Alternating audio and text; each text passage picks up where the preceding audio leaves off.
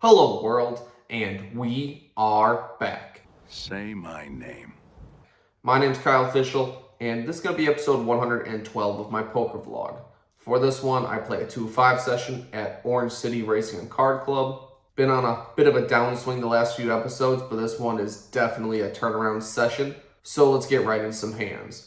Unfortunately for the first hand, I had just got my chips and I'm sitting down. Have not even unracked them yet, let alone got my camera out before I'm in the big blind with ace-king off suit. And when the cutoff raises to 30 and the button calls, I'm not going to just call this one. I'm still going to put in a 3-bet. Ace-king is just too strong not to play a bigger pot with, even out of position. So I raised to $110. Why do you do it? Money? Mainly? The cutoff decides to call and the button decides to fold. So we are heads up to a flop of 10-6 deuce rainbow. Obviously not quite what I was hoping for. Playing ace-king out of position here can be kind of tricky. However, I do think my range is a lot stronger than my opponent's. I could have aces, kings, queens here a lot of the time. And my opponent likely missed just as hard as I did. If he had like king, jack, or ace-5 suited, things like that, they're likely going to just give up to a bet as well. So we're going to down bet like we would if we had an overpair. I only bet $65. My opponent decides to call. Not a great development. But the turn ace of hearts definitely changes my plan for the rest of the hand. Because I bought in for $700, I think I can easily get the stack in by the river. Hopefully against a hand like ace queen or 10 jack, something like that doesn't believe that I can have an ace here. So on this turn ace, I bet $200, leaving me about $350 behind for a river jam that I think sets up my stacked pot ratio pretty nicely. After a bit of thought, my opponent calls the 200, and I'm hoping for a safe river card. Not quite. Queen of spades. Pretty bad card for me, all things considered. The hand I was hoping against is ace-queen, and that now beats me, which is pretty horrendous. My opponent also could sometimes have like queen-10, where he just called twice with a 10 and backdoored 2-pair. Be pretty gross. King-jack's pretty unlikely. I don't think my opponent can call the turn bet with just a gut shot, so eliminate that one. So thinking this is a dangerous card, in the moment I decide to check and turn my hand into a check call, which I think is just a mistake in retrospect. If I'm going to call my opponent's river bet anyway, I might as well put the money in myself. Put a hand like jacks or maybe 8s and 9s into a really tough spot, as it would be tough for me to have many hands that can 3-barrel, especially on this run out. However, when I check, my opponent checks it back and I show. And my opponent had ace-jack of diamonds, so possibly missed out on a river jam there. I'm not sure. Let me know if you bet that river in the comments.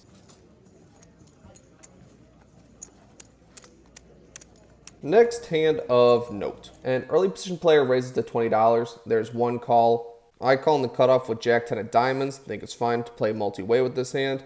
The big blind calls as well, so we're going 4 ways to a flop of 6-3 deuce rainbow, 1 diamond. When both my opponents check to me, I think it's fine to check this one back. 2 overs, backdoor flush draw. We still have plenty of equity. If we get check raised, we pretty much have to fold, so I think taking a free card is fine here, especially with position. So I check this one back.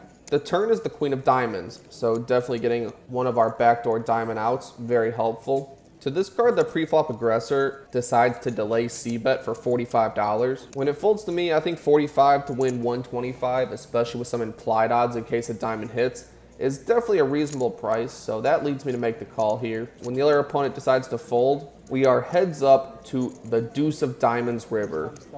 Bink City, very happy to see that one. And now my opponent checks to me. I think I have to bet small here, because truthfully the best hand my opponent could possibly have is a pair of queens, and the only draw that's pretty much even possible gets there on the river. So I decide to bet only $80, hopefully a queen X can pay me off, and after a bit of thinking, my opponent does just that. A flush is definitely going to be good here, and we are starting out quite hot.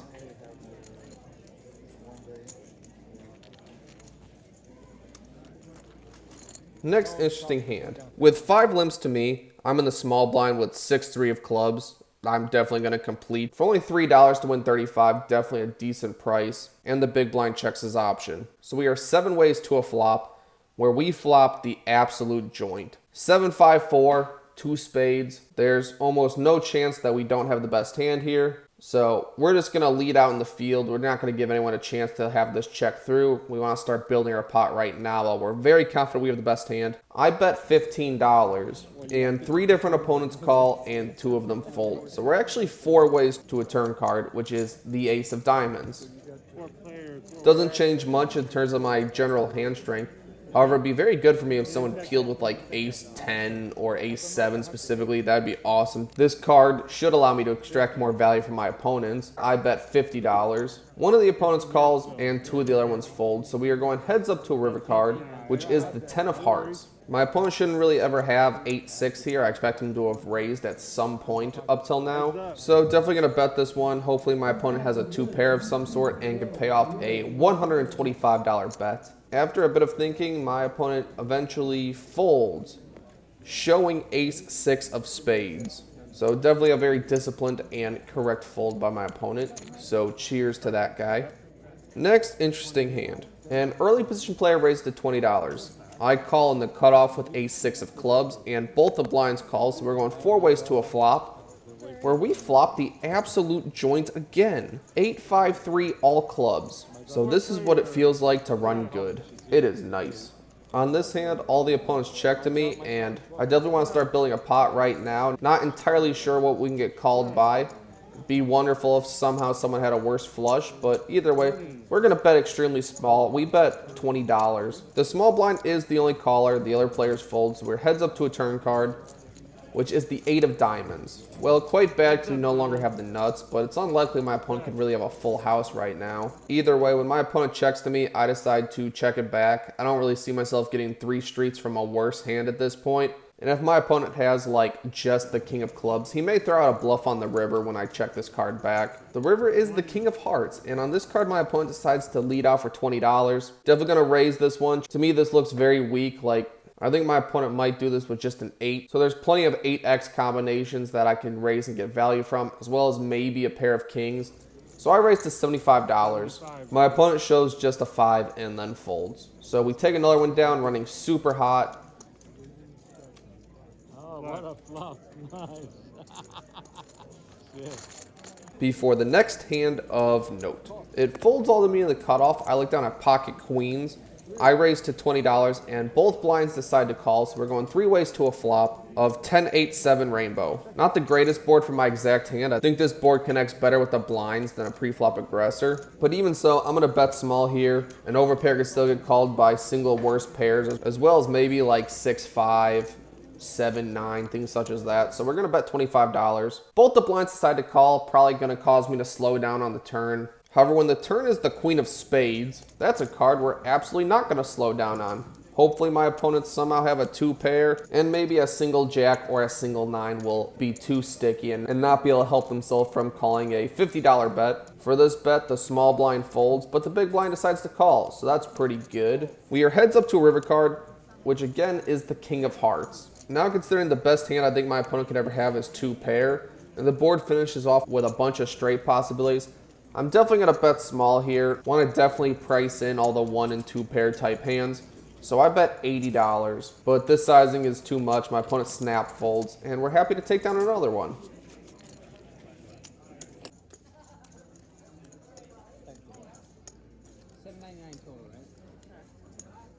Please take a moment and hit the like button.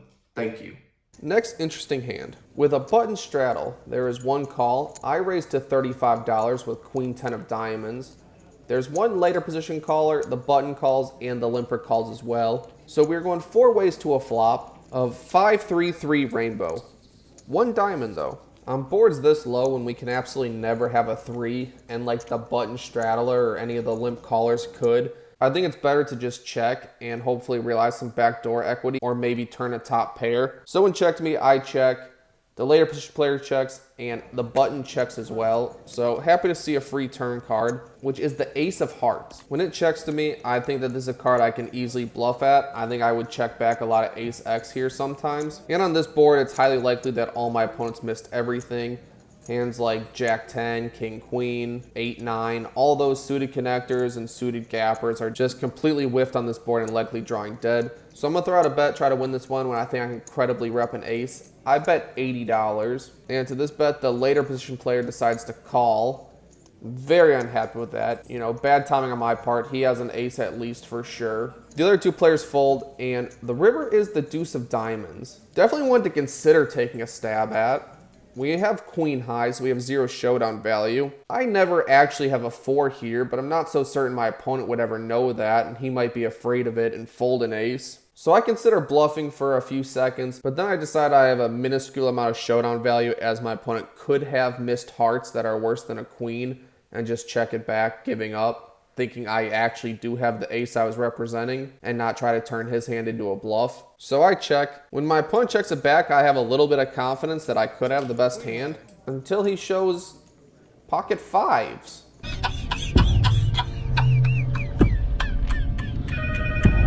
So quite a shocking hand to see my opponent end up with there, but I guess I'm just happy I didn't try to bluff into a full house for a second time.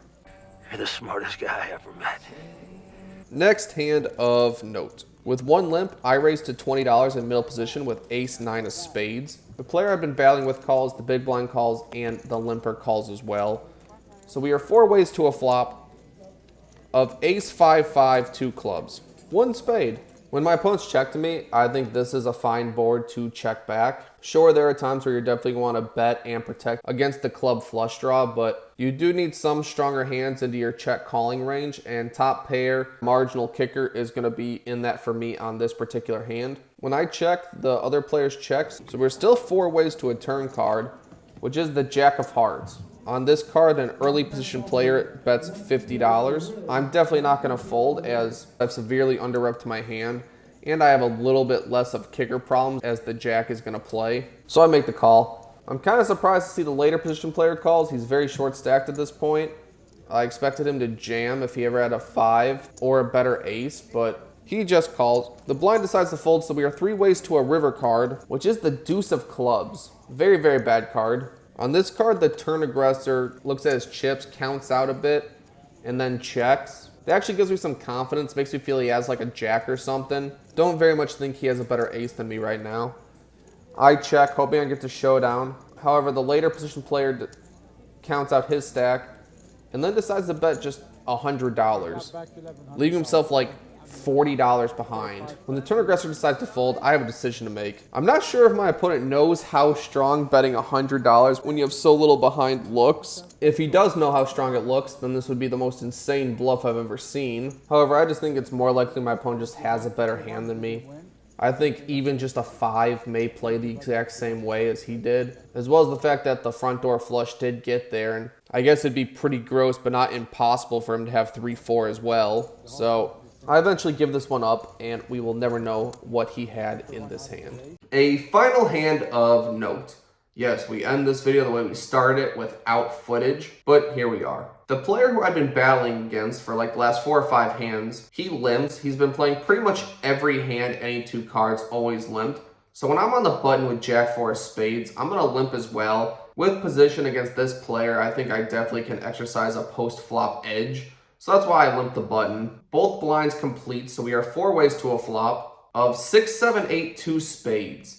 Definitely an above average board for me, flopping a 5 for a gut shot as well as a pretty good flush draw. Well, the opponent I've been battling against decides to lead into the field for $25.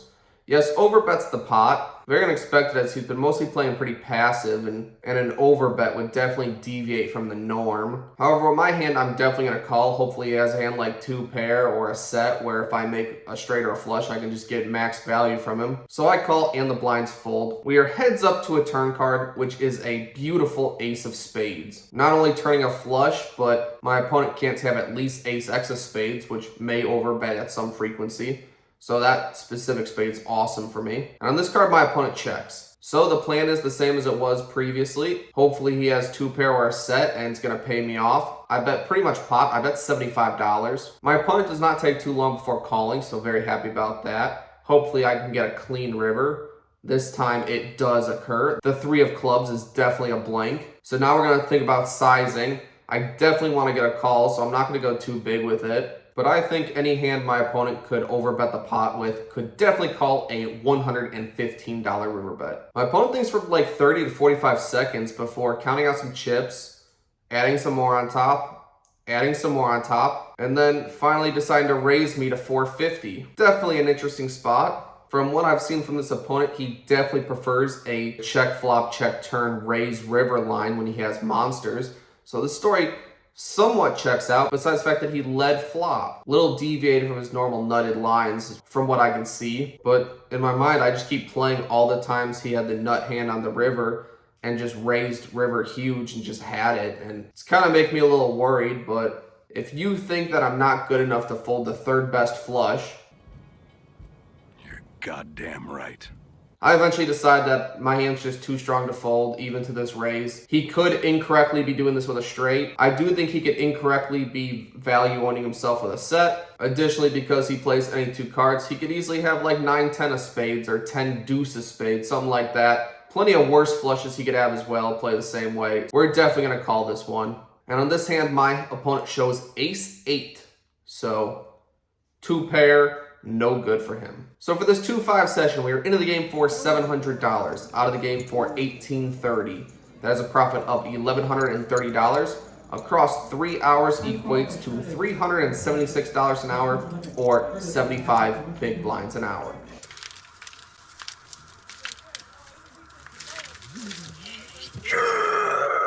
If you watched all the way to this point, thank you. I very much appreciate it. Next week, we'll be covering the hands and results from my August meetup game. My next meetup game, if you're interested, will be September 17th. The 1-3 $10 bomb. Going to be a fun time. If you appreciate the content and want to mix it up with me, that would be a great opportunity to do it. Otherwise, I will see you on the next one.